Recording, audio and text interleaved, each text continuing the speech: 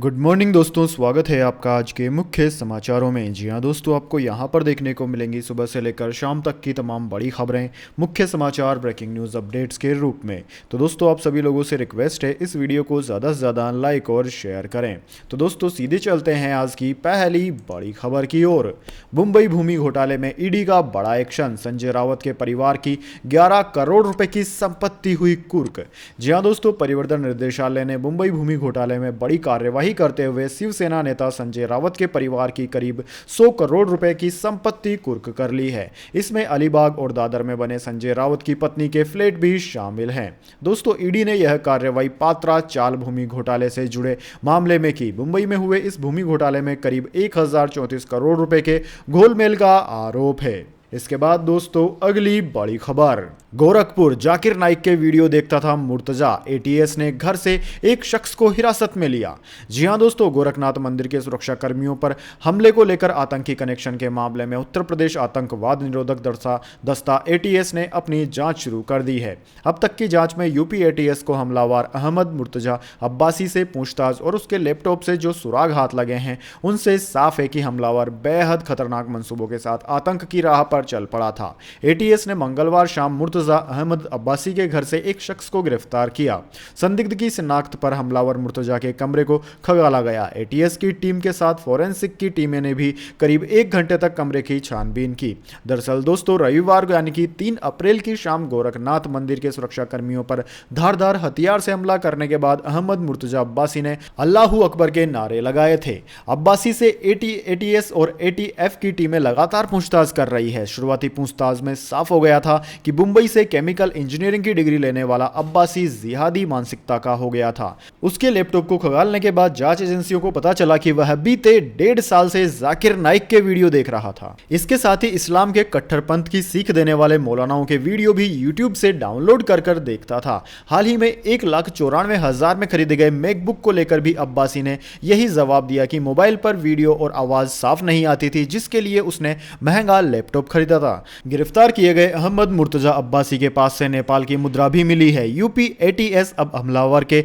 Nepal connection पर भी निगाहें गड़ाए हुए है। महाराजगंज से उसके 2 मददगार हिरासत में लिए जा चुके हैं। इसके बाद दोस्तों, अगली बड़ी खबर। 7 राज्यों को मौसम विभाग ने दे दी चेतावनी, 5 दिनों तक चलेगी हीट वेव। जी हां दोस्तों, मौसम विज्ञान विभाग ने चेतावनी देते हुए बताया कि आगामी 5 दिनों तक देश के कम से कम 7 राज्यों में हीट वेव का खतरा रहेगा।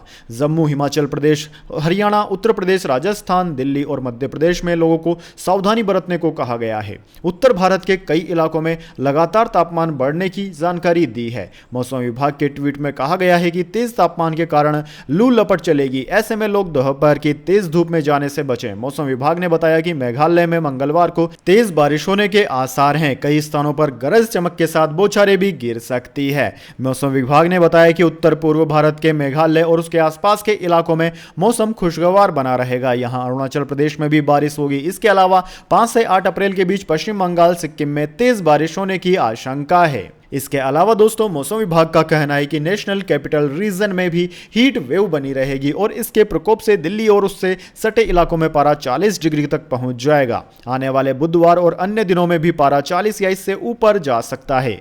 गुजरात, राजस्थान में भी तापमान बढ़ रहा है। यहां पारा 40 डिग्री को पार कर गया है। इसके बाद दोस्तों, अगली बड़ी खबर। इमरान खान का दावा निकला झूठा, खुफिया एजेंसियों को नहीं मिला विदेशी साजिश का कोई सबूत। जी हां दोस्तों, पाकिस्तान की सुरक्षा एजेंसियों को ऐसा कोई भी ठोस सबूत नहीं मिला है जिसके आधार पर यह कहा जा सके कि प्रधानमंत्री इमरान खान की सरकार को अस्थिर करने के लिए विदेशी साजिश का उनका दावा सही है। हालात से वाकिफ एक सूत्र ने मंगलवार को राइटर्स को यह जानकारी दी। पाकिस्तान के प्रधानमंत्री इमरान खान और नेशनल असेंबली के डिप्टी स्पीकर ने कहा था कि नागरिक अधिकारों, सैन्य और खुफिया प्रमुखों से बने एक उच्च निकाय राष्ट्रीय सुरक्षा समिति ने सरकार के खिलाफ एक योजना की पुष्टि की थी। इस तरह के मामलों से अवगत कराए गए अधिकारी ने कहा कि सुरक्षा एजेंसियां इमरान खान के समान निष्कर्ष पर नहीं पहुंची थी और उन्हें अपनी स्थिति से अवगत कराया था। पिछले हफ्ते इमरान खान ने अपना संसदीय बहुमत खो दिया और उन्हें एकजुट विपक्ष से अविश्वास मत का सामना करना पड़ रहा था, जिसे रविवार को हारने का अनुमान था। लेकिन उससे पहले ही उन्होंने संसद को भंग कर दिया और चुनाव की घोषणा कर दी। इसके बाद दोस्तों अगली बड़ी खबर, चीन के संघाई में कोरोना से हाहाकार, सेना ने संभाली कमान, दूसरे शहरों से भेजे गए 15,000 स्वास्थ्य कर्मी। जी हां दोस्तों, संघाई में कोरोना वायरस संक्रमण पर लगाम लगाने के लिए संघर्ष कर रहे चीन ने देश भर से 10,000 से अधिक स्वास्थ्य कर्मियों को अपने सबसे बड़े शहर रवाना कर दिया है। इसमें 2,000 से अधिक सैन्य चिकित्सा कर्मी भी शामिल है। संघाई में 2 चरण वाले लॉकडाउन के सोमवार को दूसरे सप्ताह में प्रवेश करने के बीच शहर के 2.5 करोड़ बंदिशों की सामूहिक कोविड-19 जांच जारी है। दोस्तों, कर्मचारियों को पृथक रखकर भले ही कई कारखाने और वित्त कंपनियां अपना कामकाज जारी रखने में सफल रही है, लेकिन लॉकडाउन की अवधि बढ़ने से चीन की आर्थिक राजधानी एवं प्रमुख नौवहन व विनिर्माण केंद्र पर पड़ने वाले संभावित वित्तीय प्रभाव को लेकर चिंताएं बढ़ गई है। इसके बाद दोस्तों अगली बड़ी खबर, मुस्लिम कर्मियों को शॉर्ट लीव देने के फैसले पर बुरे फंसे केजरीवाल, अब लिया यह फैसला। जी हां दोस्तों, रमजान में अपने मुस्लिम कर्मचारियों को नमाज पढ़ने के लिए 2 घंटे की स्पेशल छुट्टी देने का फैसला दिल्ली जल बोर्ड के लिए गले की हड्डी बन गया है। चौतरफा आलोचनाओं के बाद बोर्ड ने एक दिन बाद ही इसे वापस लेने का ऐलान कर दिया। दरअसल दोस्तों, दिल्ली जल बोर्ड के असिस्टेंट कमिश्नर वीरेंद्र सिंह ने मंगलवार को सर्कुलर जारी कर कहा कि वह रमजान में मुस्लिम कर्मचारियों को 2 घंटे की शॉर्ट लीव देने के अपने फैसले को वापस लेते हैं। ऐसे में बोर्ड में काम कर रहे मुस्लिम कर्मचारियों को बाकी स्टाफ की तरह रूटीन में सारे काम निपटाने होंगे और दोपहर की नमाज के लिए उन्हें अलग से छुट्टी नहीं मिलेगी। इससे पहले दोस्तों, दिल्ली जल बोर्ड ने 4 अप्रैल को सर्कुलर जारी कर कहा था कि बोर्ड के डीडीओ यानी कि कंट्रोल ऑफिसर अपने मुस्लिम कर्मचारियों को रमजान के दौरान रोजाना 2 घंटे की शॉर्ट लीव दे सकते हैं। इसके बाद दोस्तों अगली बड़ी खबर, आरबीआई ने 3 बैंकों पर ठोका मोटा जुर्माना, इनमें से किसी में आपका अकाउंट तो नहीं, जल्दी जान लें। जी हां दोस्तों, रिजर्व बैंक ऑफ इंडिया यानी कि आरबीआई ने 3 कोऑपरेटिव बैंकों पर नियमों का उल्लंघन करने के कारण जुर्माना लगाया है।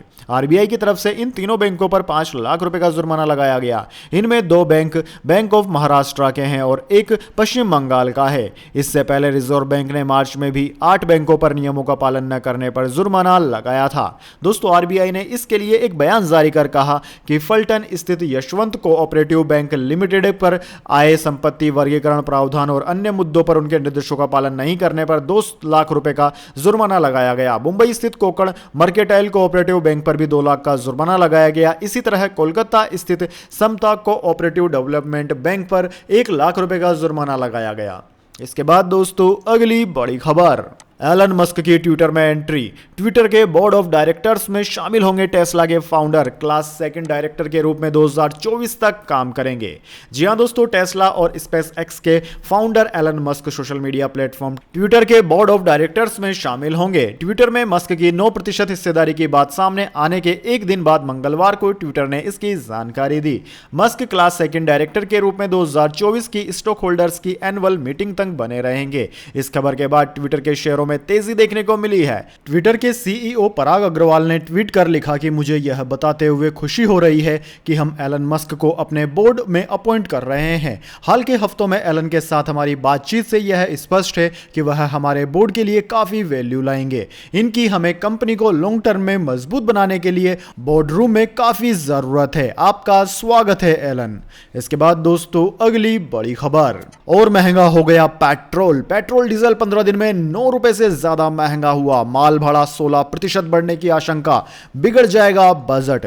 जी हां दोस्तों, पेट्रोल डीजल के दाम में लगातार हो रही बढ़ोतरी से ट्रांसपोर्टर्स और व्यापारी से लेकर आम आदमी तक सभी प्रभावित हो रहे हैं। जिस रफ्तार से ईंधन के दाम बढ़ रहे हैं उसका सीधा असर बाजार पर हो रहा है। दोस्तों, पिछले 15 दिनों में ही पेट्रोल और डीजल 9 रुपए 16 पैसे महंगे हो गए हैं। बाजार मामलों से जुड़े जानकार और व्यापारी कहते हैं कि इसका सीधा असर माल भाड़े पर पड़ेगा और इसमें 16% तक की बढ़ोतरी हो सकती है। दोस्तों, Madhya Pradesh truck transport association Bhopal के अध्यक्ष जसवीर सिंह कहते हैं कि पेट्रोल डीजल के दाम बढ़ने से माल भाड़ा 16% तक बढ़ जाएगा। इसके बाद दोस्तों अगली बड़ी खबर, ईडी की कार्रवाई से भड़के शिवसेना नेता संजय रावत, एबीपी न्यूज से बोले हम उनसे डरने वाले नहीं। जी हां दोस्तों, शिवसेना नेता और राज्यसभा सांसद संजय रावत ने खुद पर हुई परिवर्तन निर्देशालय यानी कि ईडी की कार्रवाई को लेकर केंद्र सरकार पर निशाना साधा है। उन्होंने एबीपी न्यूज से बात करते हुए कहा कि सरकारी एजेंसियों का दुरुपयोग कर विपक्ष को दागने की कोशिश की जा रही है। मंगलवार को ईडी ने संजय रावत और उसके परिजनों से जुड़े अलीबाग के 8 भूखंड और मुंबई में दादर अंदर की एक फ्लाइट को कुर्क कर दिया था। दोस्तों, इस कार्रवाई के बाद से संजय राउत लगातार केंद्र पर हमला बोल रहे हैं। उन्होंने कहा कि मैं तो पिछले 4 महीने से कह रहा था कि मुझे निशाना बनाने की कोशिश की जा रही है ताकि महाराष्ट्र की सरकार को घेरा जा सके, लेकिन मैं उनके सामने झुकने वाला नहीं हूं। उन्होंने कहा कि प्रवीण रावत मेरे भाई हैं और उनको सिर्फ इस वजह से कटघरे में खड़ा किया जा रहा है क्योंकि वह मेरे भाई हैं। उनके जरिए मुझे फंसाने की कोशिश की जा रही है। इसके बाद दोस्तों, अगली बड़ी खबर, भारत में पेट्रोल पड़ोसी देशों से बहुत ज्यादा है महंगा। पाकिस्तान में 62 रुपए 53 पैसे प्रति लीटर है तो श्रीलंका में 75 रुपए 53 पैसे प्रति लीटर मिल रहा है पेट्रोल। जी हां दोस्तों, पेट्रोल डीजल की बढ़ती कीमतों को लेकर मंगलवार को केंद्रीय पेट्रोलियम मंत्री हरदीप सिंह पुरी ने कहा कि देश में तेल की कीमतों में इजाफा अंतरराष्ट्रीय वजहों से हो रहा है। उन्होंने कहा कि अप्रैल 2021 और मार्च 2022 के बीच पेट्रोल की कीमतों में अमेरिका में 51%, कनाडा में 52%, जर्मनी में 55%, ब्रिटेन में 55%, फ्रांस में 50% और स्पेन में 58% की बढ़ोतरी हुई। वहीं भारत में 5% की वृद्धि हुई है।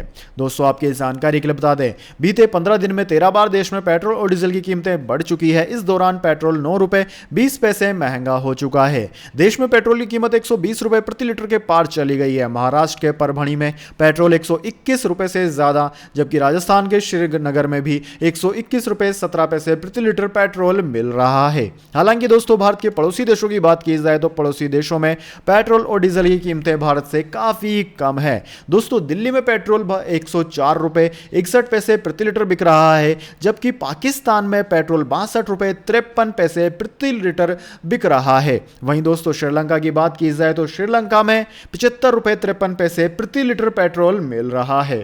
इसके बाद दोस्तों, अगली बड़ी खबर, पंजाब नेशनल बैंक के ग्राहकों को लगा बड़ा झटका। बैंक ने सेविंग अकाउंट्स पर ब्याज दरें घटाई।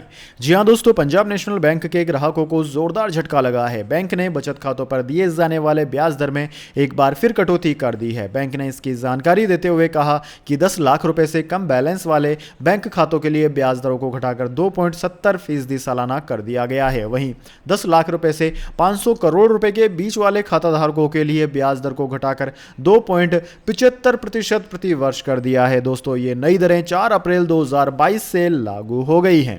पीएनबी ने अपनी वेबसाइट पर एक नोटिस जारी कर इसकी जानकारी देते हुए बताया कि यह बदलाव घरेलू और एनआरआई दोनों तरह के खाताधारकों पर लागू होगा। इस फैसले के बाद 10 लाख रुपए के सीमा के अंदर वाले ग्राहकों पर सीधा असर पड़ेगा।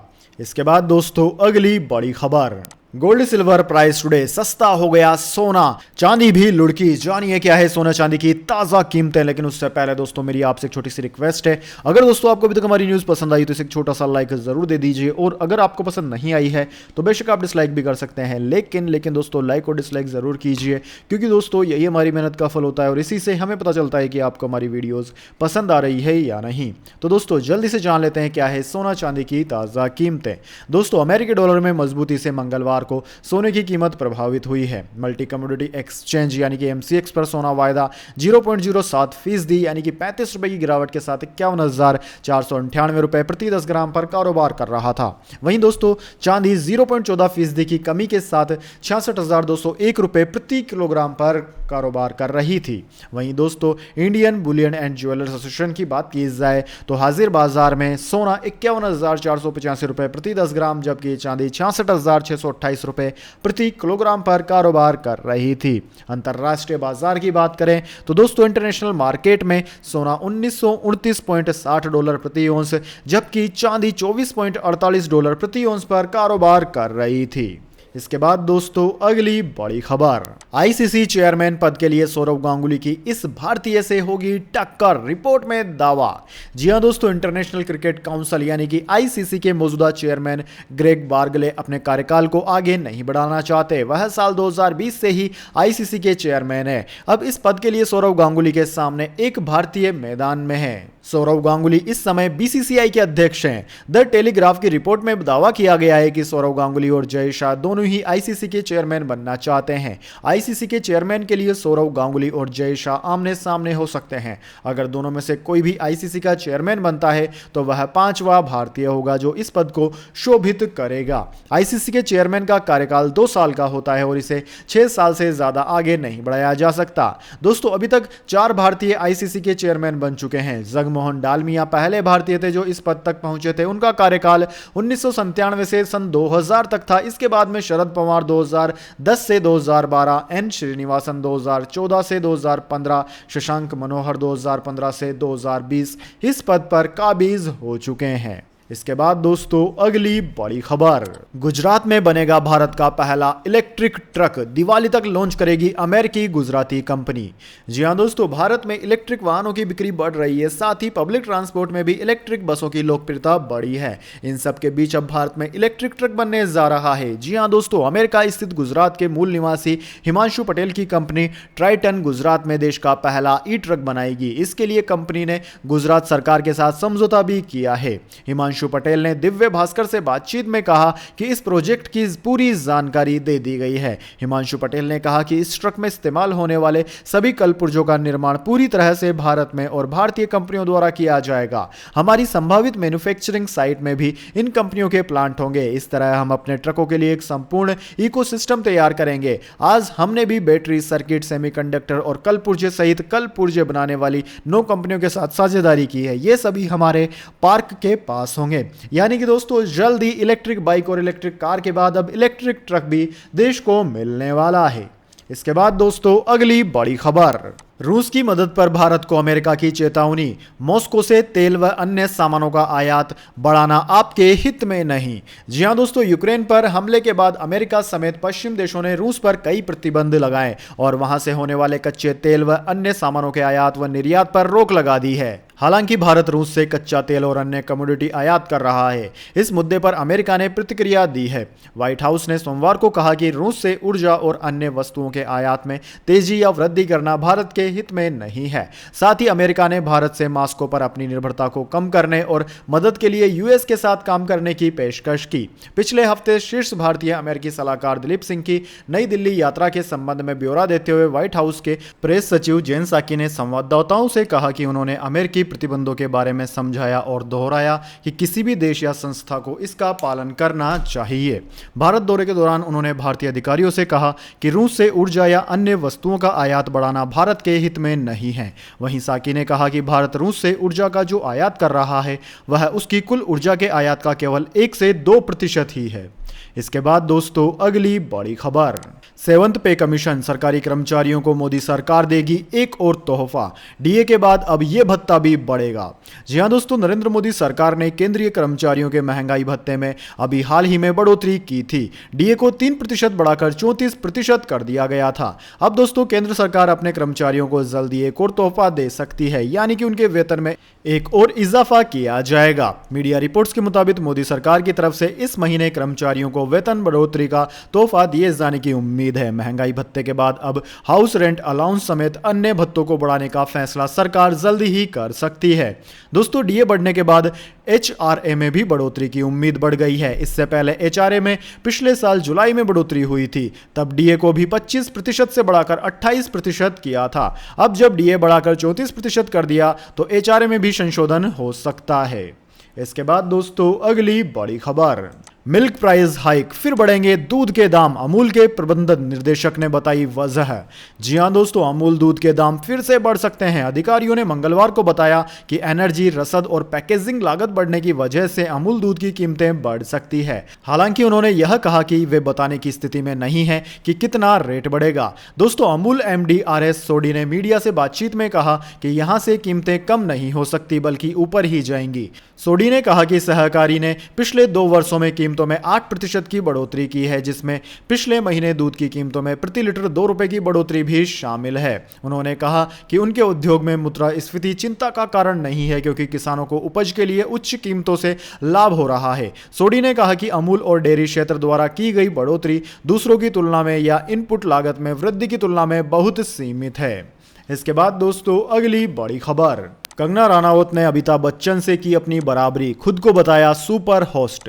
जी हां दोस्तों, Kangana Ranaut show lock up की पॉपुलैरिटी दिन ब दिन बढ़ती जा रही है। हाल ही में कंगना ने बताया कि उनके शो को 200 मिलियन व्यूज मिल चुके हैं। अब उन्होंने खुद को अपनी जनरेशन का सफल होस्ट घोषित कर दिया है। इसके साथ ही उन्होंने शाहरुख खान, प्रियंका चोपड़ा, अक्षय कुमार और रणवीर सिंह जैसे सितारों पर तंज कसा है। कंगना रानावत का कहना है कि शाहरुख खान, प्रियंका चोपड़ा, अक्षय कुमार और रणवीर सिंह अपने करियर में भले ही सफल साबित हुए, लेकिन होस्ट होस्ट के तौर पर वे सक्सेसफुल नहीं हैं। कंगना ने इंस्टा स्टोरी पर एक पोस्ट शेयर किया जिसमें उन्होंने सलमान खान और अमिताभ बच्चन का भी जिक्र किया। दोस्तों, कंगना ने लिखा कि कई एक्टर्स ने होस्टिंग में हाथ आजमाया, जैसे कि शाहरुख खान, अक्षय कुमार, प्रियंका चोपड़ा, रणवीर सिंह। ये लोग करियर में भले ही सफल रहे हो लेकिन होस्टिंग में फेल हो गए। अब तक केवल श्री अमिताभ बच्चन जी, सलमान खान जी और कंगना रानावत ने एक सुपरस्टार होस्ट बनने का गौरव हासिल किया है। अब मुझे भी इस लीग में शामिल होने का सौभाग्य मिल गया है।